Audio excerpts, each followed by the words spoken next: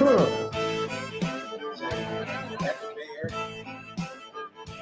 heard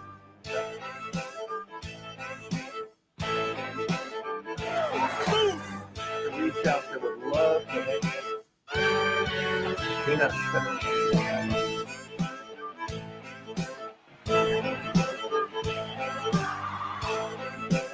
That's why we're number one. Greetings, Gunslinger Posse, and welcome to Branded for July 29th, brought to you by South Texas Spine and Surgical Hospital. I am your host, Ralph Judkins, and he is Tom Manas, the general manager and head coach of the San Antonio Gunslingers, and this is Branded, a show all about the San Antonio Gunslingers of the Indoor Football League. We ask you to like, subscribe on YouTube, and if you've got a comment or question tonight, we're going to have a big show here, head of officiating coming on here in a moment. And of course, if you got a comment, question for Coach, Susan Manas checking in saying hello from Miami. Any comments, Coach, before we kick this one off? Figure she'd say hello from Miami. Yeah, right. Hi. What's the temperature where you are right now, Coach? Yeah, it's actually not bad. It's high 30s, mid 30s today. It was a nice day. They were at the pool, so I don't even want to talk to her right now. That's okay. And Pam Rackler's checking in tonight. Wow. Hi, Pam. How are you? Good stuff. No, nothing really to cover. Great show today. Always good when we have Tom on, head of officiating for the IFL. I know he's happy to answer questions. So if you guys have any, get prepared because he's coming on second quarter. So that's all I got, bro. All right, we're kicking it off. Branded, we'll be back with the first quarter, brought to you by South Texas Spine and Surgical Hospital, a tradition of excellence and a legacy of caring.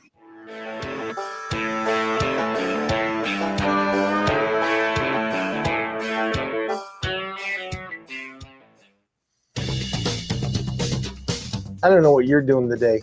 I'm filling my calendar. 8 home games here in San Antonio with your Gunslingers. Come on out and support. Just call the number below. I'll see you there.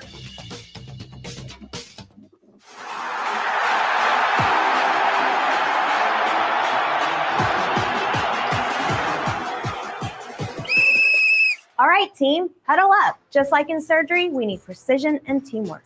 Trust me, just like on the field, if we stick to the playbook, we'll achieve excellence. Coach, are you sure about this? We've trained for this. We're experts. The San Antonio Gunslingers and South Texas Spine and Surgical Hospital and Outpatient Center, where precision meets performance. Dependability. It's expected by our customers, and it's demanded by me. I personally guarantee the certified techs we send to your home and the equipment we install are dependable. John Wayne's American Pride comfort systems are designed specifically for San Antonio's extreme heat and humidity and come with a lifetime warranty. For comfort you can depend on, call John Wayne today. John Wayne Service Company is a proud sponsor of the San Antonio Gunslingers.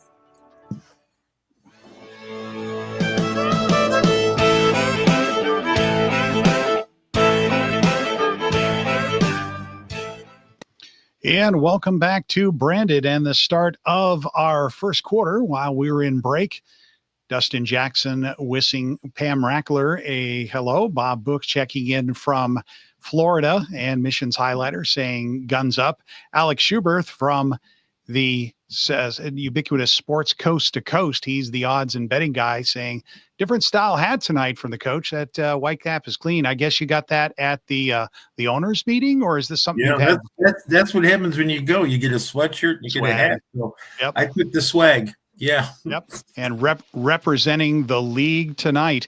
Well, how was your week? We had already mentioned that you'd sent your wife away with Eli down into Florida, or we mentioned that she was calling from Florida. What's she doing down there? Yeah. They had planned this for a minute. Miss Susan, Hannah, my daughter, and Eli are taking a cruise, and they're leaving out of the port of Miami, just a weekend cruise, and then they'll be back early next week. So I'm on dog detail, and It's all right. I a lot of stuff going on for me with work. The playbook's done officially, which I think we're well into roughly 150-page playbook this year. And I wanted to make sure it was one that we could give out at camp on the first day. So it's pretty detailed as far as the IFL game goes for our newer guys. And then in week 2, we'll get more into the, the game plan for Tulsa. And that'll be in addition to supplementing it every week as we move forward. So that way, anybody that doesn't remain with the squad after camp only had limited knowledge to what we do and when we do it and how we do it. So go ahead. I'm sorry. I was going to say a reminder to all the players out there, whatever you do, just don't take a page out of your playbook during camp and post it on social media like a player did last year. Not one of ours, but that was one of those rookie mistakes you don't want to make. Yeah, you signed an agreement with us, and if you do something like that or lose your playbook or misplace your playbook, the maximum fine is $500, and it's at my discretion. So it's that important of a document, right? One is I've spent a good month and a half of grinding on it, and I want to make sure that not just the work product itself is the real importance, not necessarily how much work I put into it, right? So that was a big part of this week. Got the coaches all up on Snipback and our video system, sent them the tutorial videos, and I'm anxious to see when we have our call next week how that's going for them. I want to give them a week to play with it before we get into it too deep. I'm just looking at my notes here, guys. I'm sorry.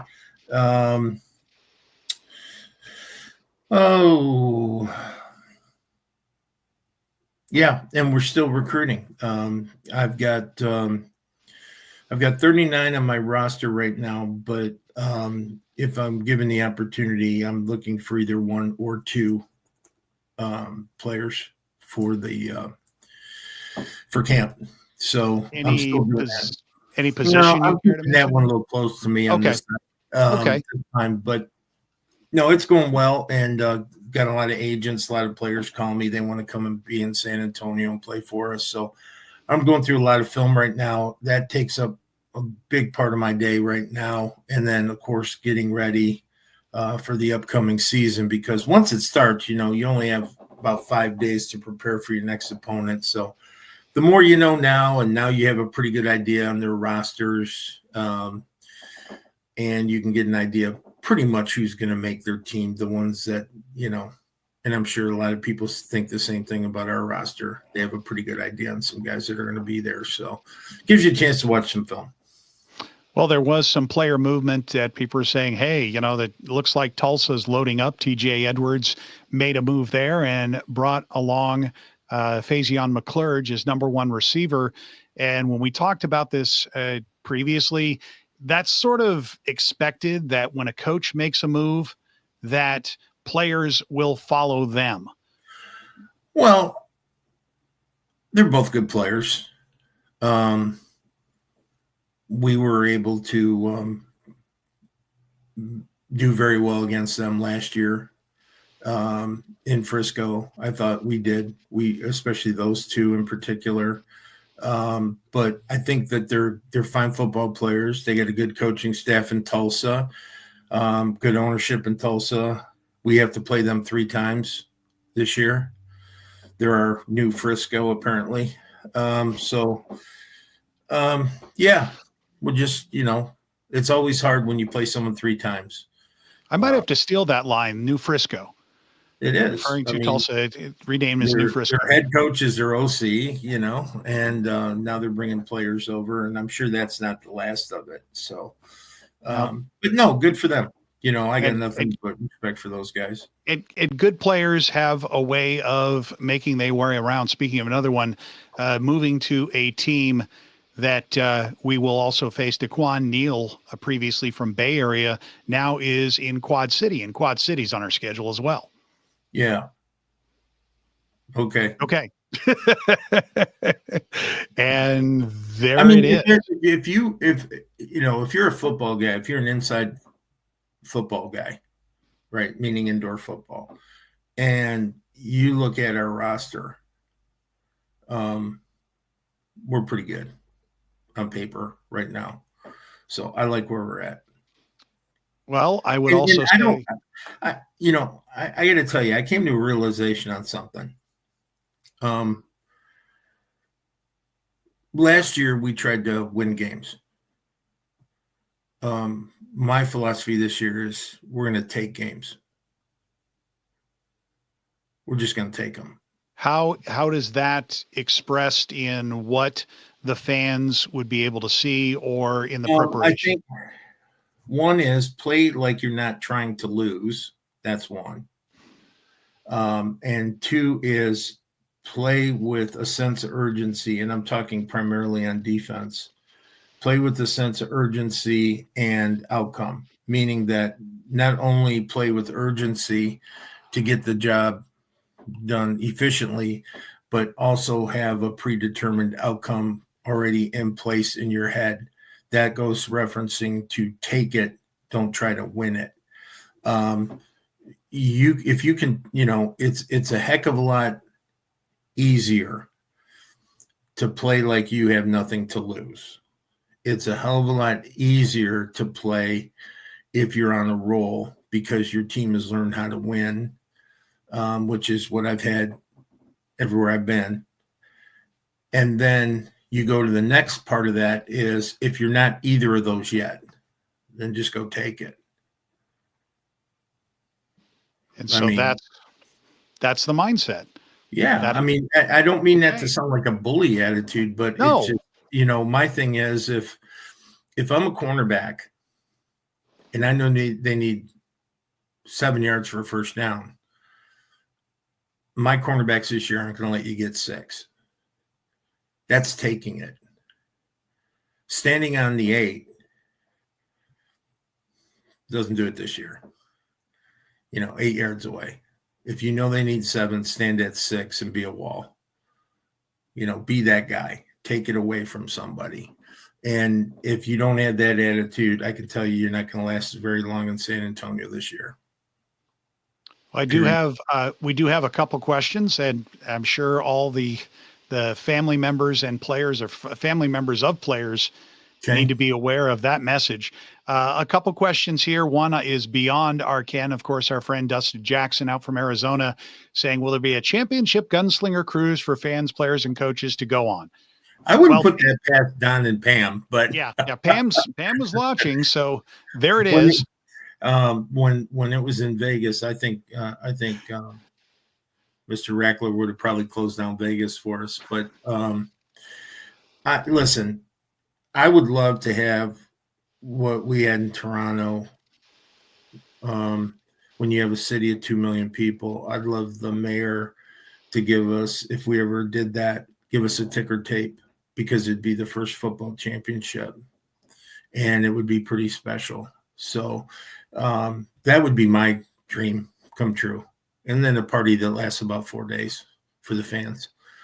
Yeah. Funny. It just so happens that San Antonio is a city of 2.1 million. Right. So history can repeat itself. Just saying. Yeah. San Antonio Argonauts. They both have A in the name. What else do we have? Well, there was a question about Eastern Conference competitiveness from Bob, a big fan of the Sharks, saying, has the Eastern Conference closed the gap on the Western Conference, basically being more competitive this year? And I think there's an argument for that simply in the rules. I think there's an argument for that one, Mass is going to be good. They always are. Green Bay is going to be good. They got it figured out now. Hopefully they put 2 of these in a row, right? Fisher's Freight, I don't count on anything. Yeah. So they could be good coming out of the gate. And I think probably really, I think Iowa would be one to watch as a sleeper. And Jacksonville, I think Gibby probably, he's kind of like me right now. We got something to prove. So I think you're going to get big things out of Jacksonville this year too. So yeah, I think the Eastern, I still don't think it's as good as the West. I think every team in the West close the gap. He wasn't saying that they've exceeded the bill, but that they have made work to close the gap.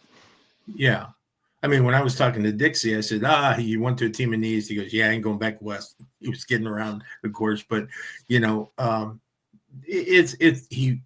to make clear he was kidding around, but it is a tough conference.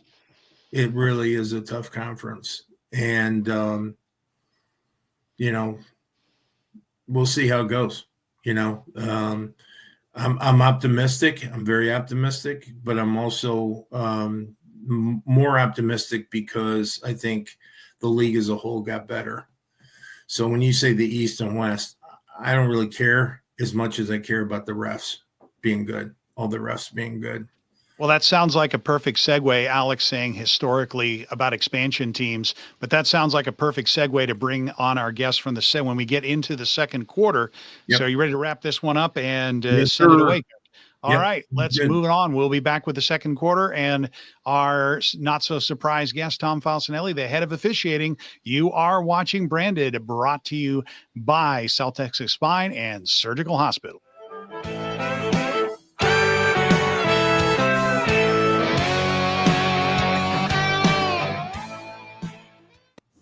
Reputation, it defines us. How we treat the customer contributes to our reputation. It's doing the right thing every time and never cutting corners. John Wayne's customers have rewarded us with over 15,000 five-star reviews and an A+ rating with the BBB. And for that, we thank you. John Wayne Service Company, our reputation is in every truck. John Wayne Service Company is a proud sponsor of the San Antonio Gunslingers. For generations, the family recipes at Carrabba's Italian Grill have been bringing people together. From the sweet smell of our scratch-made sauce to our rich layers of lasagna, we believe food made with love leads to tables filled with laughter. Dine with us or order out at carrabbas.com.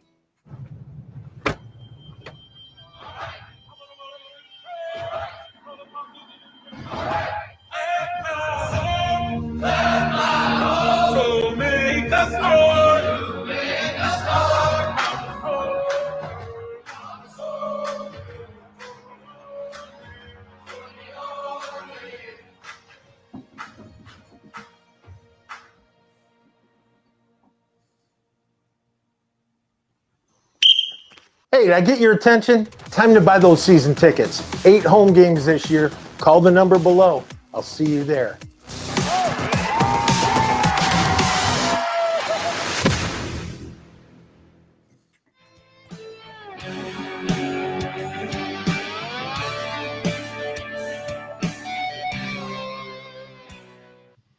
And welcome back to the second quarter of Branded as we bring to the stage the head of officiating, Tom Falcinelli. Here's Tom. Hi, Thomas. How are you? Just lovely. He's always so happy to be on, isn't he? I left Florida last night, returned to DC, and it's freezing cold. So yeah, well, you didn't come back for the show, so quit crying. I don't want to have to pull out a red flag, Tom. And we already have a comment for Tom, Bob Book saying the commissioner said on their show that better officiating is going to happen because they're moving personnel around in Jacksonville. He's asking, will they see better officiating? And is it harder to move officiating around because most of the teams are out in the Midwest? And I'm assuming that's where the rosters are. What I've found out in my newly acquired travel agent duties over the past several weeks is that it all depends on where you live, where you can get flights from, and what the prices are. It was actually shocking to me. But I know, for example, Jacksonville's going to have 5 different referees working 8 games this year. And I want to give the owners credit. We've been asking for this for years to improve the officiating. let's cull the herd of the people that aren't doing the work, and let's just go with the guys we have that we know are superb, and let's move them around. So this year we did get a budget for flying some officials around. I know personally San Antonio is going to have a gain by Duke City's loss. The Duke City referee worked the championship game last year. He's one of our top guys, and he's without a home this week. So we're going to fly him into San Antonio. I think he's going to have 6 of the 8 games. 2 of them we're still waiting on his clinics. He's in the Big 12, so we have clinic issues on weekends, and I'm still scrambling over that. But Abe is a leader, and he's going to make the newer officials in your area just much better. So that's a step in the positive. You mentioned as a leader, how does the head of the crew influence the performance of the rest of the crew? How do they lead on the field, off the field? Well, hopefully first they're not in awe that Abe was our title referee last year. But the week prior to the game, they're going to know who they're working with. He's going to demand certain things from them. They don't just show up to the game before the week. They do work just like the players and coaches. But when you have a true leader at that position, and every one of our referees is a leader, I'm not going to get into what they do behind the scenes, but it's tremendous. And like I said, we have a good rating system. Our bottom 4 referees from last season aren't with us anymore. And it reflected upon some of the crew's performance. I'm just saying. Okay. I bet you 3 out of the 4 were from San Antonio, weren't they? Come on, tell me. You can. He's talking about referees. I'm talking about officiating in general. We had issues in a lot of places. Now, does that mean we're not going to have mistakes? We're still going to have mistakes, but they better be mistakes in judgment. Hey, was that a hold that we want to call? Is that DPI? Judgment calls are going to happen no matter what, and we're going to argue with coaches about that. I get that, but there's no excuse for not following the mechanics, being out of position, not knowing the rules, not knowing the enforcements. You never tell a coach, these IFL rules are difficult, which I had an official tell a coach last season. I was flabbergasted. Don't ever tell that to a coach that you don't know the rules. You're working in this league. You better know the rules. You better know the mechanics. You better know the enforcements. And with the owners backing in 2025, they're going to be pleasantly surprised. So Tom, here's the thing. Here's one of the points I made to our official last year, our white hat. And I would say to him, clearly he made a poor call. Okay. Clearly it was a bad call. You have the ability to overrule as the white hat that call. I think that's the biggest thing as a coach that you want is just someone who's willing, like you said, keeping his crew in check and being the expert is being able to have the cojones to go ahead and overrule an official and say, no, you're wrong. Let's pick up the flag, get on the speaker, say we picked up the flag, no foul. Great. Or, you know what? Yeah, San Antonio did commit the foul, and I'm standing by it. I'm fine with that. As long as there's consistency. I think that's the biggest thing coaches want is consistency. I can tell you we had games where we would have like 13 holding calls and the other team didn't have any, and my guys' jerseys were ripped off of them. And if we're going to do that, great. Let's just both do that, and if we're going to play that style. And I remember when Abe did our game last year in Duke City, and he came up to me and he said something to the effect is, we're going to let him play. We was talking about the DBs. We're going to let him play unless it's flagrant and it's obvious. I said, great. So I went and told my DBs that. And we played that way. And he called it that way. And I think that's the importance of it. Now, the other side of it is, we hear this a lot, is in the beginning of the game, you guys are going to call everything. And you're going to call it hard to keep control and to set the tone of the game. And fine, as long as it's even. That's how we look at it. As long as it's even, as long as it's a fair statement. I think the rules that we've incorporated are going to make the game way more exciting. I think it's going to be way better for the officials because they don't have to make judgment calls like on the twist rule. things of that nature. The fact that we're spotting the ball in the 20 all the time, real basic stuff where there's no confusion. Yeah, and what I'd like you to do, Tom, if you don't mind, can you go through the new rules and any nuances with those rules that you would, again, not necessarily talking to the coaches, talking to the fans, what they can look for? Well, it's always obviously a fan experience. We want to move these games along. The fans don't want to see 3-minute reviews of every twist or illegal blitz. And last season, the records showed that most of our reviews were on the illegal twist. You've seen the videotapes. We're drawing lines of demarcation. Was he inside that line? Was he 6 inches outside that line? It was our most challenged play last season.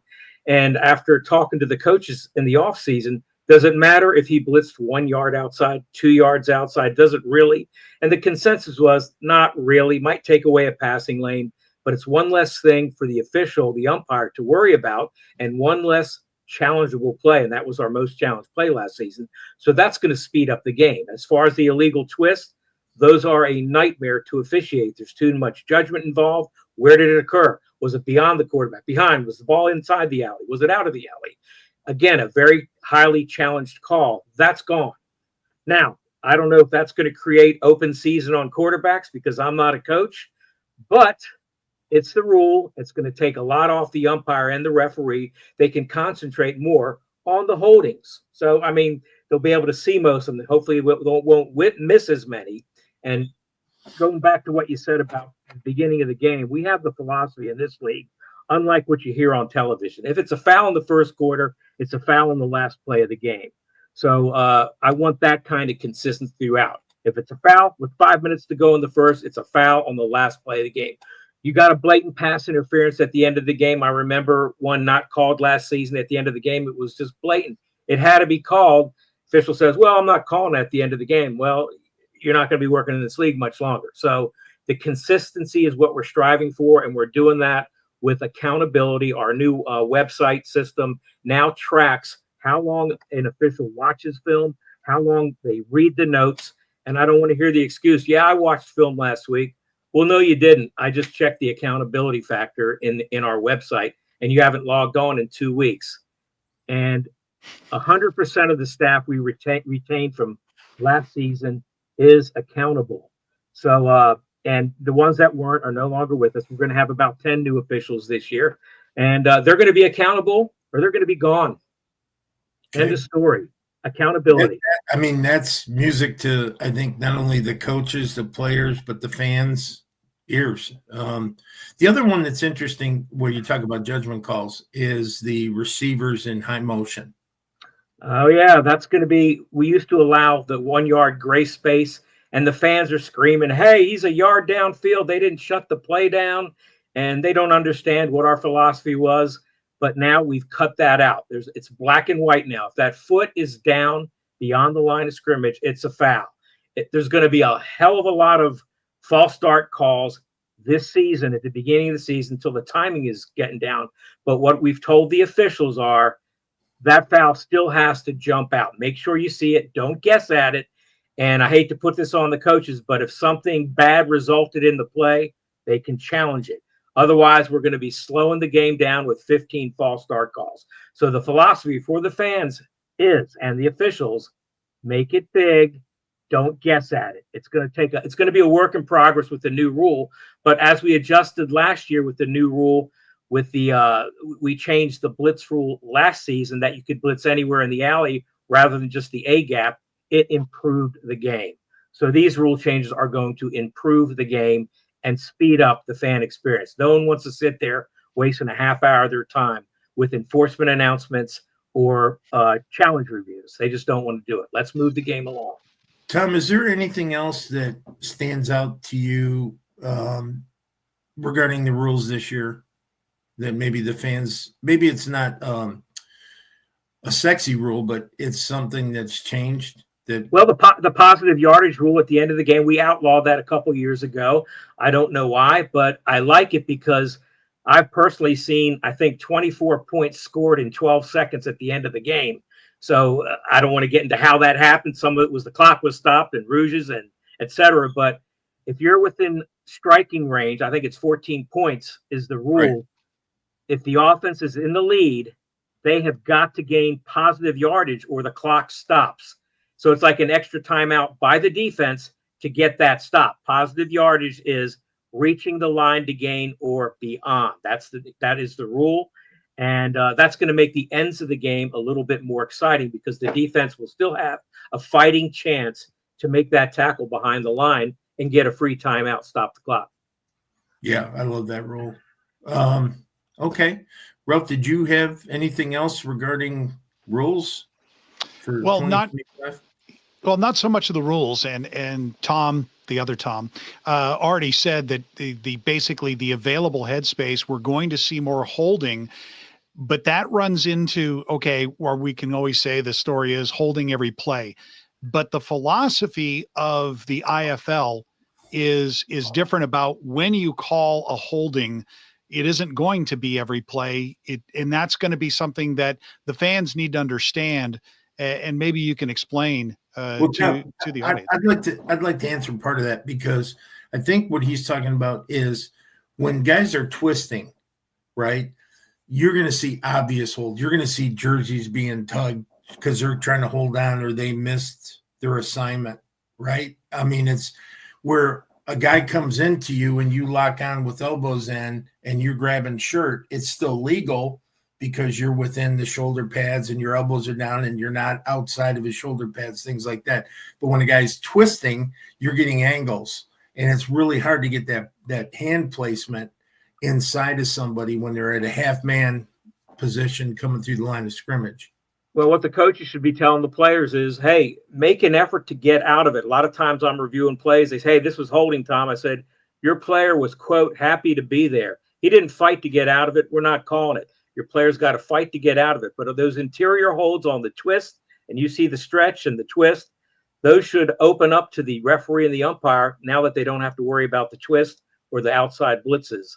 And you have to watch the defensive holding this year, too, from the line, because they're going to be tugging guys to get the angles and doing some other things for the wrap guys. That is the new can of worms that have been opened, but I believe eventually it's going to make the game a lot more enjoyable to watch, and it's going to speed the games up. I agree. It's about time we did something for the defenses in this league. I get it. Indoor football, from its inception, has been designed to be an offensive game. But an offensive game, great, but you can't restrict the defense either. And I think this kind of opens the gate a little bit and says now offenses, you can't just, take your 3-step drop and you got all day and throw the ball. Now you have to game plan your offensive line, your running backs for blitzing linebackers from every different angle. I think it's going to be exciting for the fans to watch. And I think the way we put such an emphasis on our offensive players and we highlight them, we highlight them and we do all that. I think this year you're going to have some defensive stars around the league that are going to benefit from this as well. It's exciting. I love it, Tom. And we're really, I know no one wants your job. Probably not even you. But, the thing about it is we do appreciate everything that you do. And I just want to tell you, you've been a joy to work with last year. And anytime I had a question, you've never not taken my call. Sometimes it's the answer I don't want to hear, but you still give me the honest answer, and I appreciate that. Well, thank you. And like I said, in closing to the fans, all I want to see to them is the one word that we have in this officiating staff that you may not see in other leagues or whatever is accountability. If you're working in this league, you will be accountable. You will do the work. And if you don't, you're gone. End of story. We will be accountable in this league, and we're going to strive to be perfect. We know we won't, but that is the goal. Thank you, Tom. I appreciate it. I know the fans appreciate it. Thanks for coming on. Hey, real quick before I go, when's the playbook going to be out? Or the playbook, I'm sorry. I'm hoping tonight. As soon as I get off this call, I've already sent it to the commissioner for the final approval. I'll be calling him tonight. Maybe he's listening in. We had a huge Zoom last night with all the officials, and they're chomping at the bit. We want that book published. So hopefully, if not tonight, tomorrow is my guess. Thanks, Tommy. Appreciate you as always. Thanks for coming on. That is Tom Falcinelli, the head of officiating, and I do You know, believe. You know what, buddy? I don't know a lot of leagues or shows where 1 week you got the commissioner on, and then the next week you got the head of officiating on, and these guys are so gracious with their time for our fans. I hope Gunslinger fans really appreciate the fact that they don't have to do this, and they don't have to come in here and do that and take the time. So thank you again to Tom and for coming on and doing that. Yeah, Roger Goodell is not going to show up, and I don't know who. Oh, he's our guest next week. Yeah, because he has to explain to me what the hell's going on with Kansas City. Yeah. And the head of officiating, yeah, it's like, wow. I don't know if I've ever heard the head of officiating being forthcoming about anything in the NFL. And by golly, they're not interested in putting their face in front of a camera and their mouth in front of a microphone these days. Yeah. All right. So that'll great. You are watching a very exciting version of Branded, brought to you by South Texas Spine and Surgical Hospital. We'll be back with the second half in just a moment.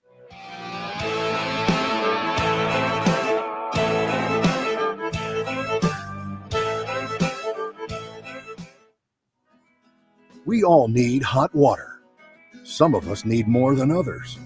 So it's a good thing that State has a wide range of tough commercial-grade water heaters for your home. From standard models to high-efficiency and tankless models, we've got you covered, no matter where you live, what you do, or who started it. To install a State water heater in your home, Call John Wayne today or visit us at johnwayne.com. Welcome to the Tigers! Must be that time of the year again, where we work hard and we play hard and eat good pizza.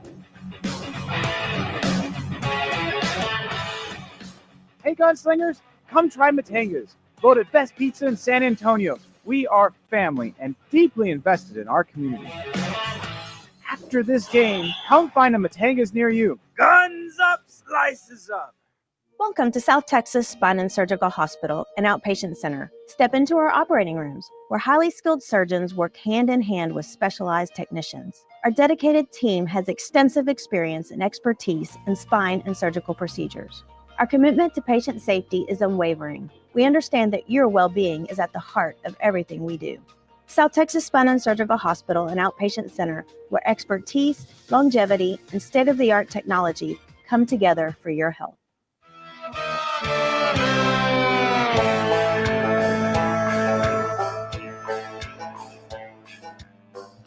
And welcome back to Branded for the start of the third quarter. Well, that was kind of exciting, having the head officiating Tom Falcinelli on.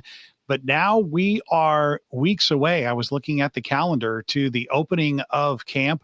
And if you did not know and you are a new fan to the show, camp is open to the public. You're going to be able to come down and see the players. And one of the first things you're going to see is that first day out on the field. What are the expectations? What do you hope to, because there's a lot to get done in a very, very short period of time once the admin is over. What are the expectations for that first day out on the field? Wow. Well, the biggest thing is, I can't speak for all the coaches around the league. I can only speak for myself, is you want to give every player the opportunity to showcase their talents. And you really only have the first 7 days to do that.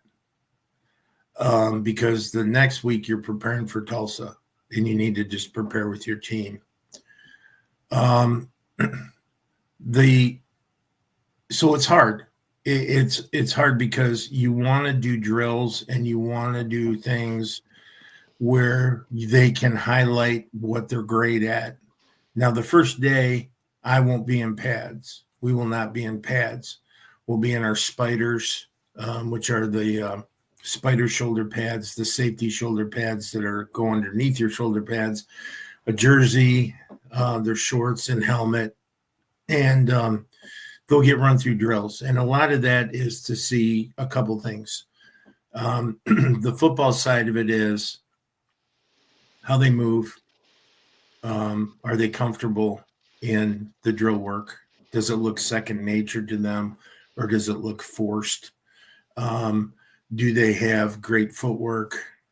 Do they have good hands? Do they have good hips? How they move? All the things that you're watching on the field when they're going through the drills, whether it's hitting a sled, going through dummies, or catching a pass, or defending a pass. And then what I do is I look at body language. I am not a big fan of hands on the hips guys. Okay. Or I call it the palms up guys. You know, when a play happens. As in, I did what I.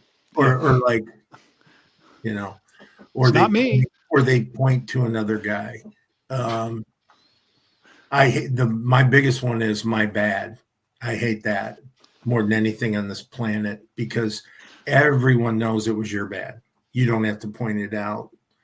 If you watch NFL players, and I get a kick out of watching this, and you'll get a guy who gives up a touchdown in the end zone, a cornerback, and he'll get up, and 90% of the time he'll just jog back to the huddle or the sideline.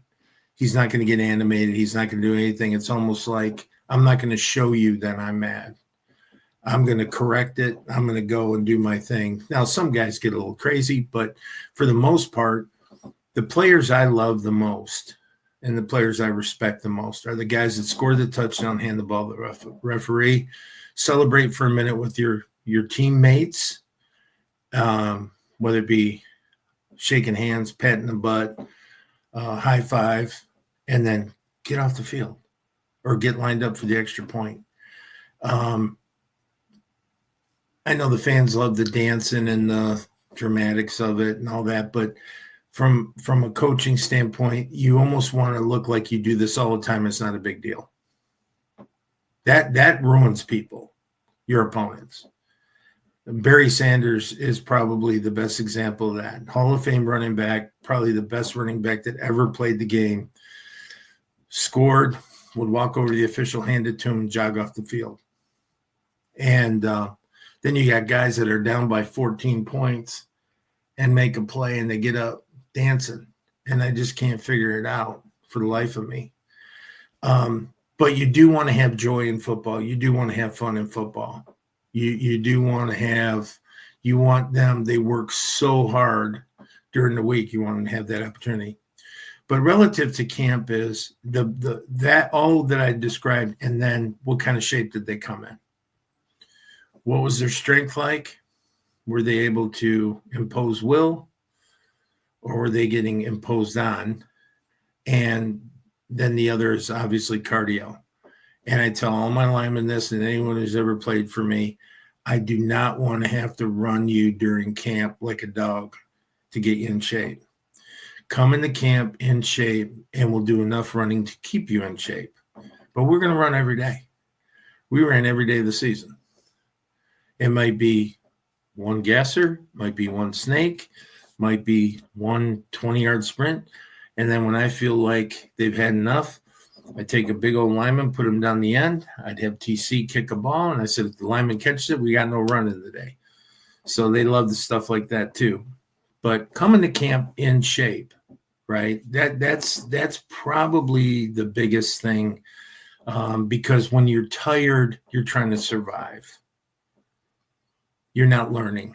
You're just trying to survive the practice. And I think those people that came out to our tryout and saw that, we had a couple guys right after stretching, they went, yep, not for me. See ya.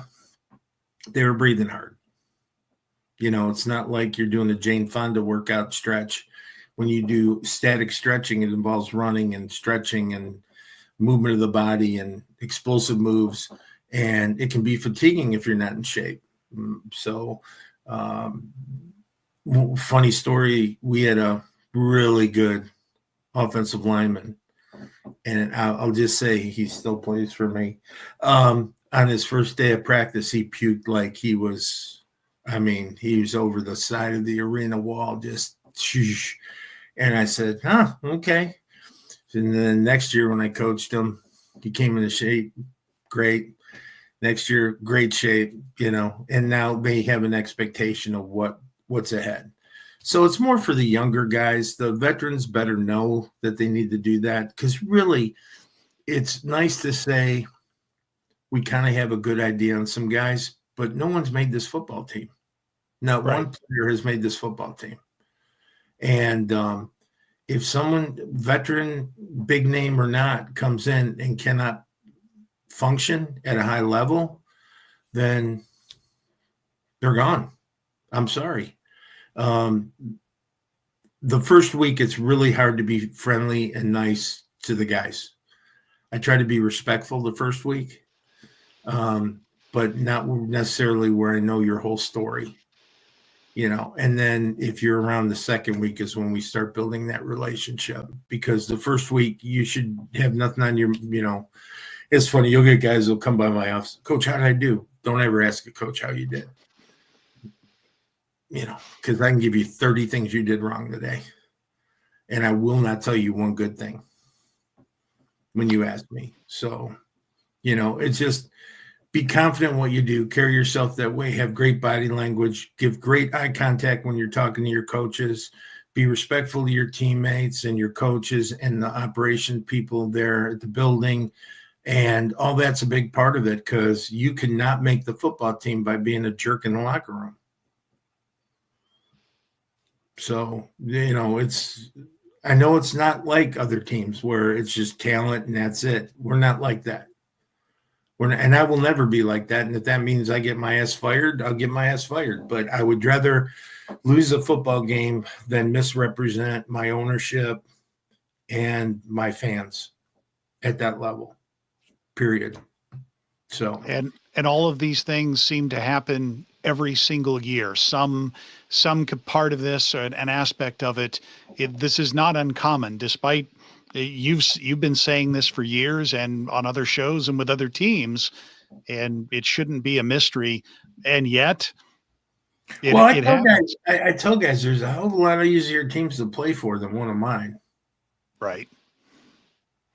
If you want to smoke pot and get drunk and have girls in your room and play the fool and, be disrespectful, don't come here, because that's not what we're about. We're God family football. We don't just put it on a wall and, or put a cross on our helmet.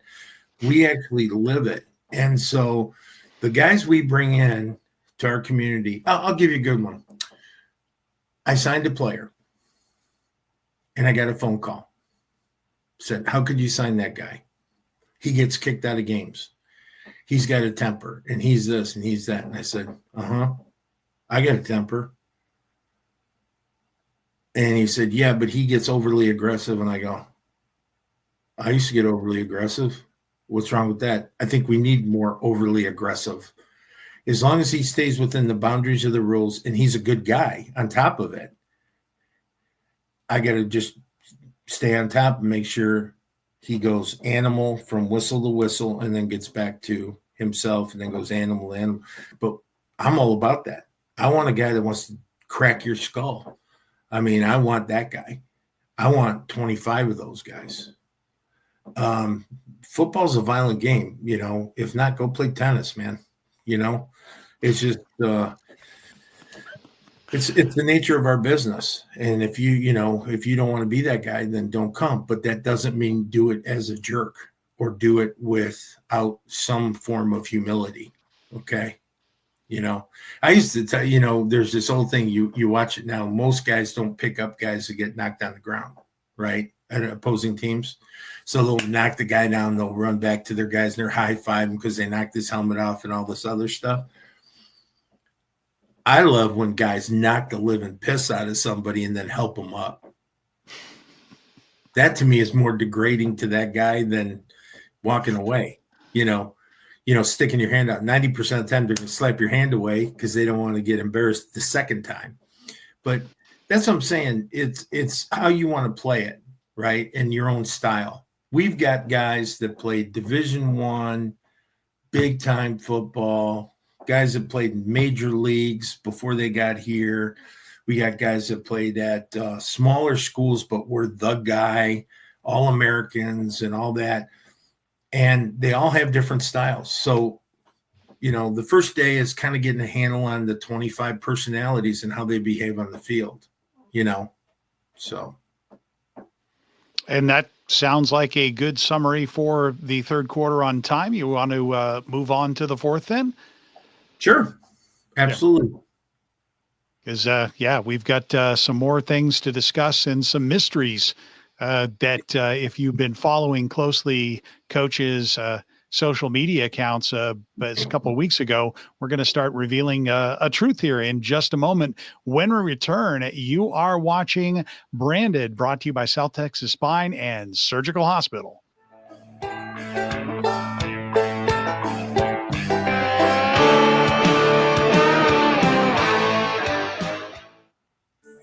Quality. Here at John Wayne, it's not just a word, it's our foundation. From the people we employ, to the service that's provided, to the equipment that we design and install, quality matters. For nearly 20 years, providing quality Texas comfort to the San Antonio area communities has been our highest priority. For quality you can count on, call John Wayne today. John Wayne Service Company is a proud sponsor of the San Antonio Gunslingers.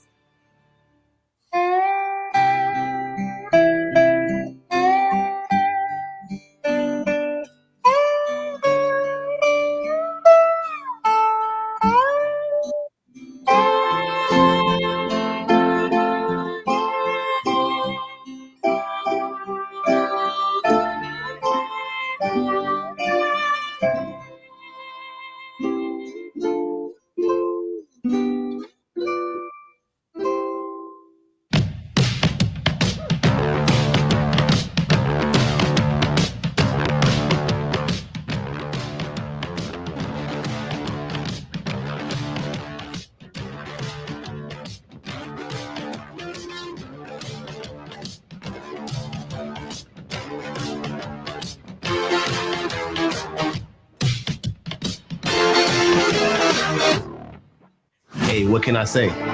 Comes with the job. 1 minute I'm making a one-hand catch on the sideline. Next minute it's lights out and I'm on the sideline.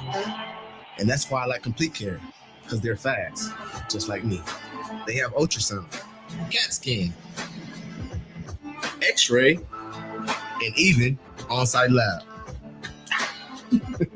So if you get sidelined, know where to go. Complete Care. Official sponsor of the San Antonio Gunslingers.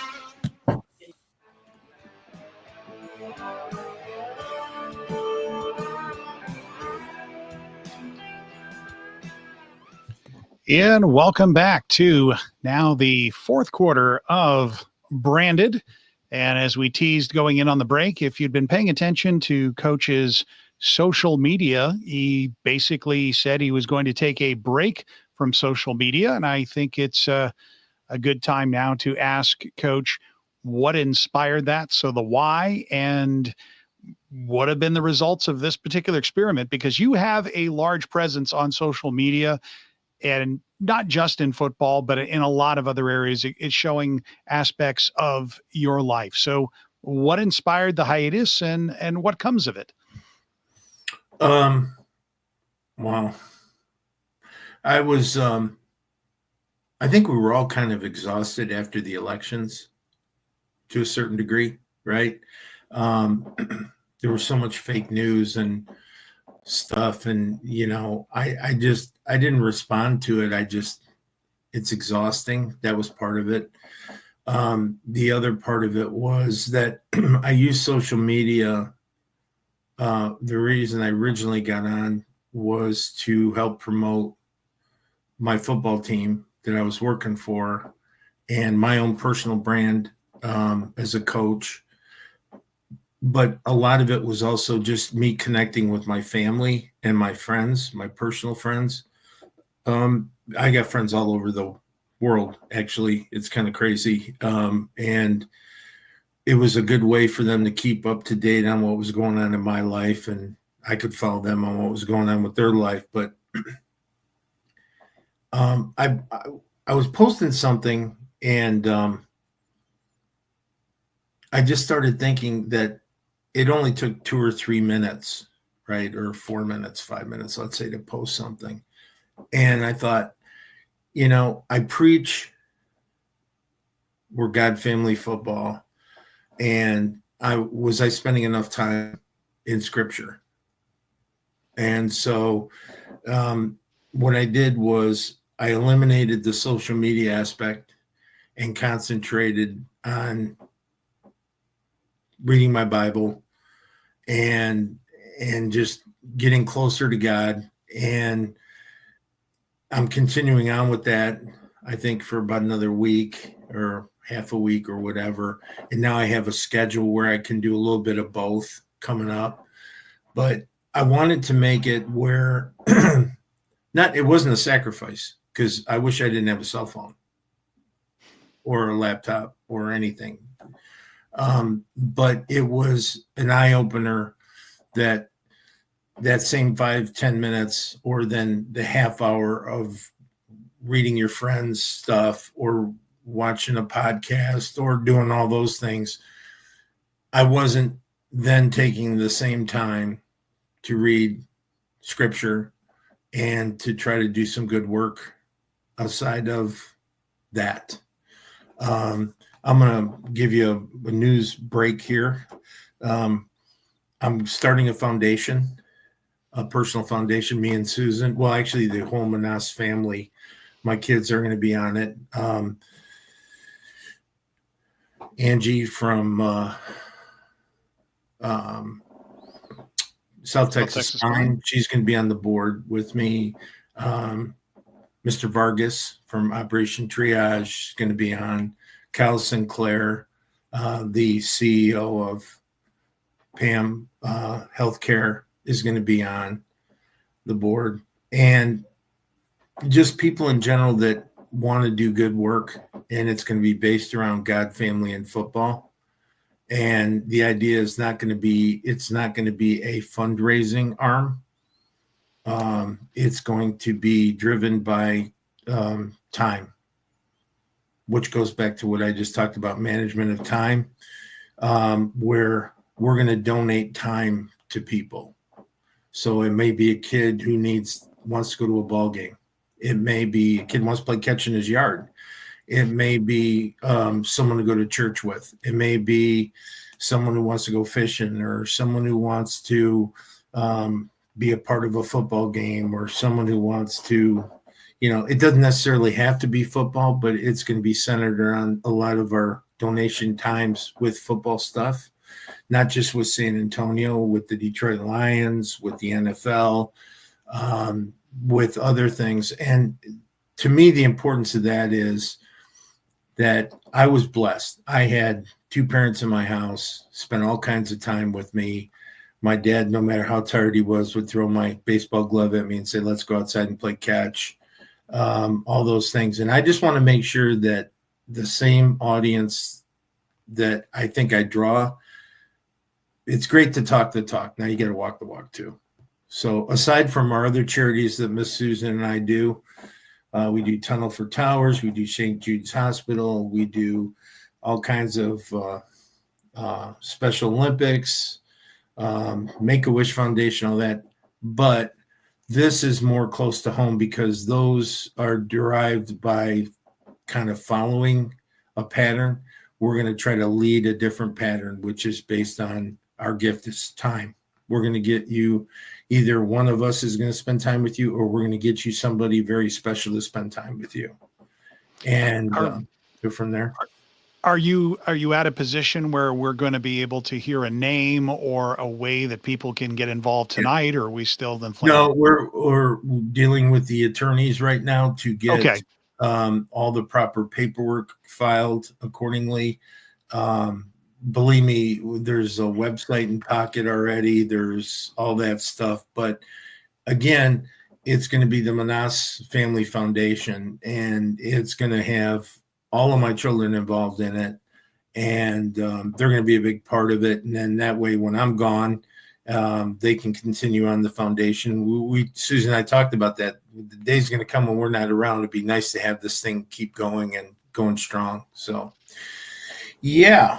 it's a good thing. But to the question of social media, no, I did not miss it. I miss seeing what my friends are doing, my close friends. Like I get a buddy who basically travels around the world on his boat, and I'm curious how he's doing. And I've got, friends in Kansas that I played ball with, that we read a lot of the same, we're in a lot of the same religious chats and things. And then my old roommate, see how he's doing. And, it's just, you kind of fall out of touch in that direction. Now you can say, well, you can text him or you can call him. Yeah, I could. And I did with some people, but more importantly, the idea was to separate myself for a minute and then just concentrate on one thing, and I enjoyed it. So made me a lot smarter for my time management. I'll tell you that. It really did. You know how you get those little alerts, how much time you spent on your phone last week? Mine came up last week. You spent an hour and a half less on your phone last week. And I was super busy with work. So that tells you an hour and a half last week, I was probably on social media, and I don't want to be that guy. Yeah. So there's another thing I want to bring up, Ralph, while we have a few minutes. I want to talk about something for our fans to be aware of that we're doing this year. There's going to be some cool announcements coming up about the Gunslingers, and I'm going to leave that for Don and James to talk about. All very positive. But this year, once again, and at the owners meeting, I brought it up. And I want all the other teams in the league who come to our house to follow our rules in pregame, which is we are going to say a prayer. Probably I'm going to lead it. Okay. So we're going to say a prayer in the arena before the game. Secondly, we are going to have the Pledge of Allegiance. And then lastly, we're going to have the national anthem.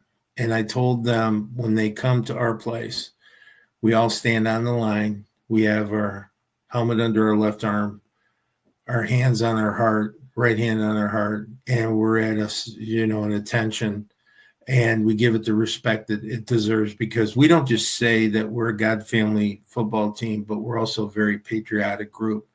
And I think no one is more patriotic than our owner, Don Reckler. And I want to be respectful of that. And to the point where if you're going to call yourself America's team, or you're going to call yourself the benchmark in indoor football, if you're going to do that, there's a lot of ways to do it. We're going to do it by walking the walk on what we say. So fans, when you hear that national anthem, sing along. When you do the Pledge of Allegiance, be loud and clear. And when you pray, I'll tell you, a big part of it is pray for those guys on the field, for their safety, because every play is a risk of life, whether you believe it or not. It truly is. And pray for each other. That's what this world needs, is just more prayer. He's listening. You got to ask him. Okay. So we're going to be big on that this year. And then lastly, who's your counterpart that you do the games with? What's his name? Phil Higginbotham. Oh yeah. Phil, that guy. Phil has a little show that he does. And for those of you, and I'm a big fan, I'm just teasing Phil. I'll be on his show February 10th at 7 p.m. Central Time. And we're going to do a preseason special for the Gunslingers. He called, I said yes. So I'm making up my mind whether or not I should heckle him, but I'll figure it out by then. No, we'll be fine. No, it'll be fun. I'm looking forward to seeing those guys. I miss them. And I'm looking forward to seeing that too. Anything else before we wrap this up and do our quick close? No, except next week, no show on Wednesday. We're going to do a live show on the 7th, correct? Right. In San Antonio. So we'll announce that probably Monday or Tuesday of next week in the location. I'm hoping to have some players on. Came real close to getting one of our quarterbacks on that no one has met yet, Jorge. So so he's we're working on his work schedule, and I want to get him on so everyone can meet him as well. So we'll get some players on, and we'll be at a sponsor's location. If you're in the San Antonio area, please come out. It'd be fun to have everyone there. And we've got season and single tickets available on sale now. The number at the screen, 210-298-7733. And you get a chance to talk about Jonathan Bain, a man who definitely knows of what you were speaking just a moment ago. And if you are driving over the road for a long period of time, the show is actually on Spotify. I put the link up here, but you'll probably have to search that one up on Spotify. This is available there. And of course, on YouTube, on Facebook, and on X, Twitter, whatever you'd like to call it. Branded is. And I think it's still syndicated too, right? Yes. And we are also still syndicated, and we are on the Inside the Walls network. In fact, Bob Buch, who was in the comments earlier, is one of the broadcasters on there as well. Haven't seen Jim Renier pop in tonight, but you know what? I was going to call Jim and see if he wanted to come on tonight. But I want to have those guys on because they do that Sharks podcast too. Right. But they also do the NAL stuff. And right. I don't necessarily need to hear about the NAL. I just would like to have an open discussion for the fans on the state of indoor football and talk about, their experience in indoor football and positives, negatives, things they'd like to see change and, things like that, and get their thoughts too. So we'll do that in the near future. Yeah. Jim's very, very busy. He's doing the coach's show with another coach that fairly well.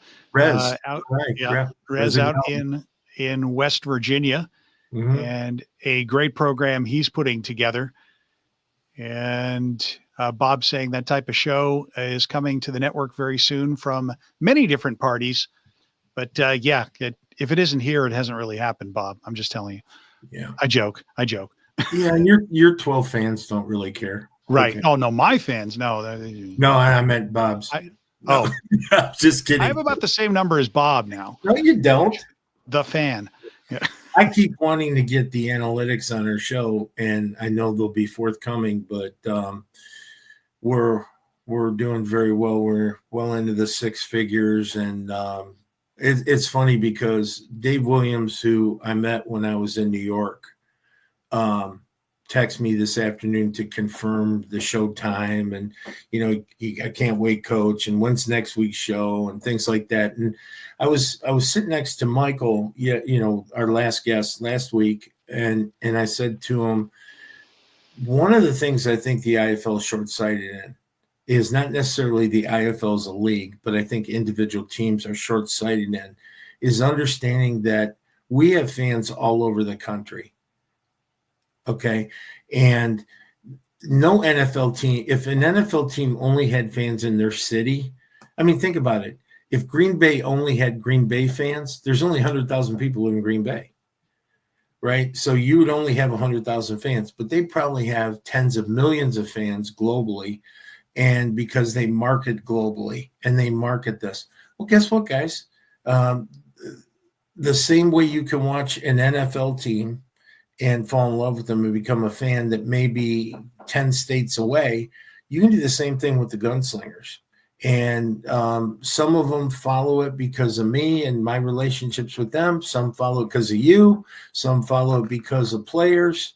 Some follow it because of our ownership.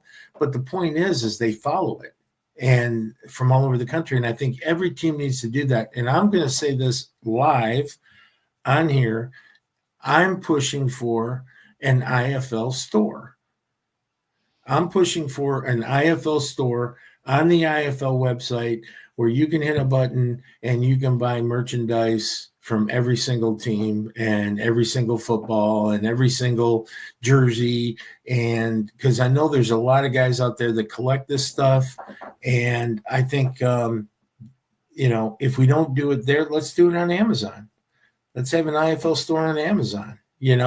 My point is that there's some really cool merchandise out there. There's some really cool things out there.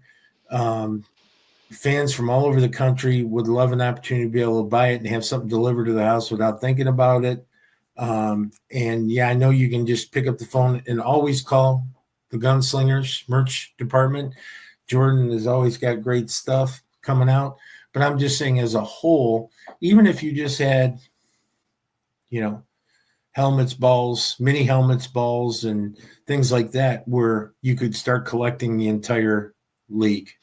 I mean, who wouldn't want to have 14 really cool mini helmets, or 24. Yeah. At some date in the future. Yeah. I'll tell you what, I think it's going to jump exponentially next year.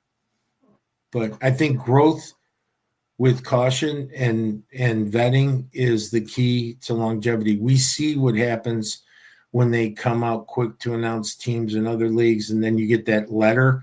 It's not our fault. We didn't think we could, we're going to postpone till then. We're going to this, we're going to that. In our situation, refunds available. Yeah, I mean, in our situation, two of those issues were personal, and one of the issues was real estate. Couldn't get the arena. So we're not going anywhere. We're going to continue to get stronger. We're the major league of indoor football. Nobody comes close with us in attendance, talent of players and coaches, and ownership is unbelievable.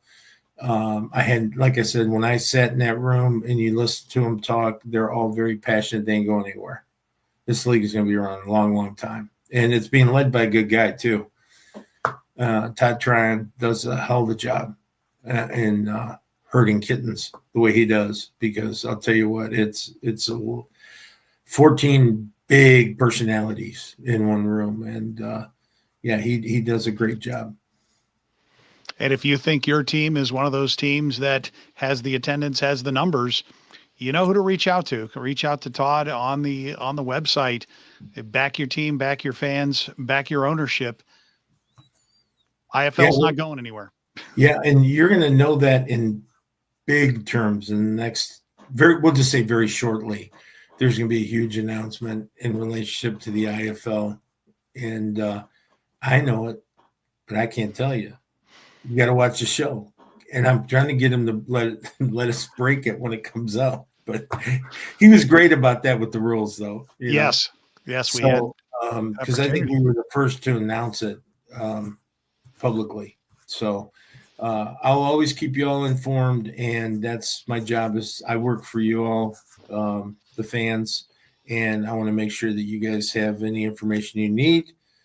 And we can go from there. So. All right, that sounds like a good close for the fourth quarter. We'll be back with our wrap-up when we return. You are watching Branded, brought to you by South Texas Spine and Surgical Hospital.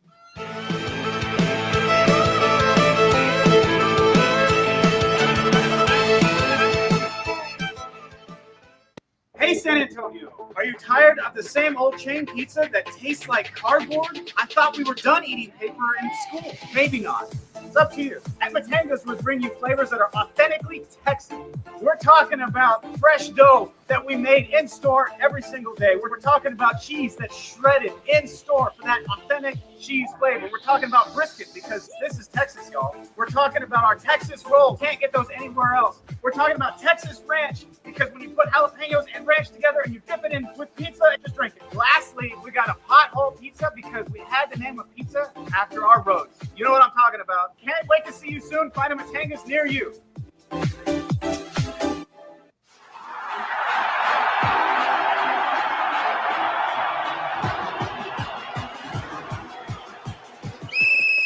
All right, team, huddle up. Just like in surgery, we need precision and teamwork. Trust me, just like on the field, if we stick to the playbook, we'll achieve excellence. Coach, are you sure about this? We've trained for this. We're experts. The San Antonio Gunslingers and South Texas Spine and Surgical Hospital and Outpatient Center where precision meets performance. This is head coach and general manager Tom Manassi, your San Antonio Gunslingers. We got 8 home games this year that are going to be pretty special. You want to make sure you're part of this. Come help us win the championship. In addition to that, we have free giveaways through the entire season, special theme nights, and all you have to do is call the number below, and we'll make sure we take real good care of you. God bless.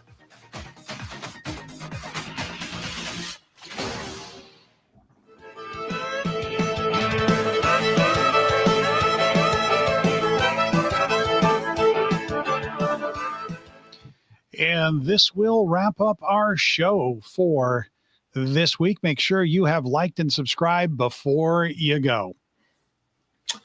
My turn? Yes, sir. First of all, I want to say something. I want to say, Ralph, great job. Believe it or not, buddy, me and you did one show. Knocking wood. It's not over yet. No, don't jinx it. Right? No, you did great. I appreciate you as always. It's been a good year. Looking forward to working with you again throughout this season, and love you, brother. Okay, so to Miss Susan, Eli, Mila, and Liliana, I love you. Time to go to bed. This has been branded for the 29th of January, 2025. And as always, keep your guns up. Good night, everybody. Good night.